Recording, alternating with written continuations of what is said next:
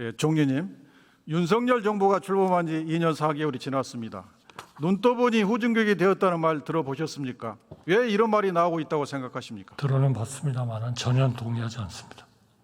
이태원 참사, 오송 지하차도 참사 때 총리님, 윤석열 정부에서 장관 중에 누가 책임을 졌습니까?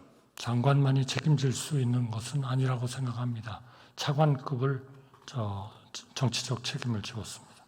민생이 힘든 이때 이념 논쟁의 가장 한복판에 있는 사람이 윤석열 대통령이라고 보는데 총리도 동의하십니까? 저는 동의하지 않습니다. 야당은 이념이 달라서 함께 할 수 없는 존재입니까? 그렇지 않습니다. 협치의 대상이죠. 불통의 정치가 극에 달하고 있습니다. 대통령은 야당 대표는 물론이고 여당 대표마저 만나지 않고 있습니다. 국회의 비판이 두려워서 국회 개원식에 참석하지 않았습니다.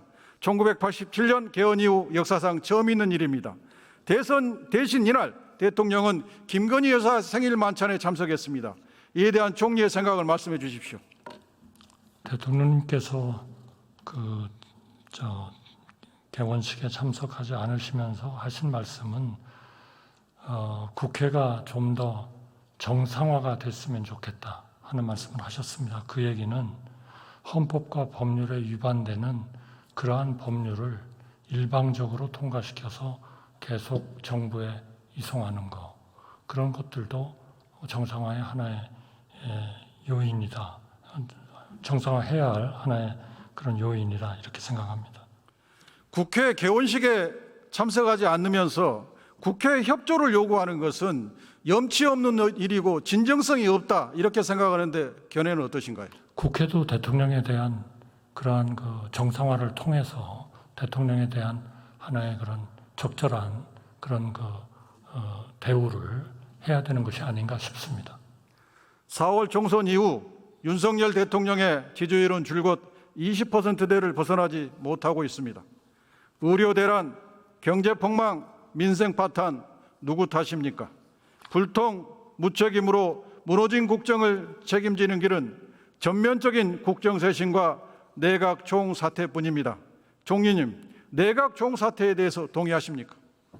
동의하지 않습니다. 왜냐하면 지금 말씀하신 그러한 지지율, 그걸 가지고 모든 것을 판단하겠다. 정치적으로 아마 그러실 수 있을 겁니다. 그러나 우리나라의 역사에도 정말 지지율은 낮지만 훌륭한 일을 하고 업적을 남기시고 그리고 대통령직을 완수하신 분들도 여러 분 계십니다. 너무나 그렇게 그 지지율에 의존을 해가지고 하게 되면 경우에 따라서는 국민들을 위해서 한다고 하지만 어느 경우에는 중장기적으로 국가와 국민의 행복을 위해서 그렇지 않은 경우도 있을 수 있지 않습니까? 그러니까 그거를 일률적으로 해가지고 모두 다 이 지지율에 다 맞춰라, 그렇게 하는 것은 정말 무리한 주장이다. 저는 도저히 동의할 수가 없습니다. 생각해 보세요. 제가 모셨던 노무현 대통령도요, 재임 중에 한미 FTA 타결하고 제주 해군 기지 건설하시면서 굉장히 지지율이 떨어졌습니다. 그러나 지금 국민이 평가하는 것은 한미 FTA와 제주 해군 기지를 그러한 반대를 겪어가면서 본인의 지지자들이 떠나는 것을 겪으면서 그 일을 해낸 것을 평가하고 있는 겁니다. 그거를 안 한 대통령을 평가하는 게 아닙니다. 그러니까 너무 일률적으로 단순하게 이거는 지지율이 높으니까 좋은 것이고 이게 대통령이 갈 길이다, 반드시 그렇게 대통령에게 강요하지 마십시오. 대통령님은 대통령님대로 필요한 일을 하실 거고 국가와 민족과 우리 국민의 행복을 위해서 하실 겁니다. 어느 대통령이 국가와 국민을 위해서 잘하고 싶지 않겠습니다. 됐습니다. 충분히 들었습니다. 노무현 대통령을 모셨기 때문에 저는 총리님의 마음속에 노무현의 정신이 있을 거라고 기대했습니다. 그런데 지금 발언을 듣고 보니까 노무현 대통령과 윤석열 대통령을 동급으로 평가하시는데 대단히 실망했습니다.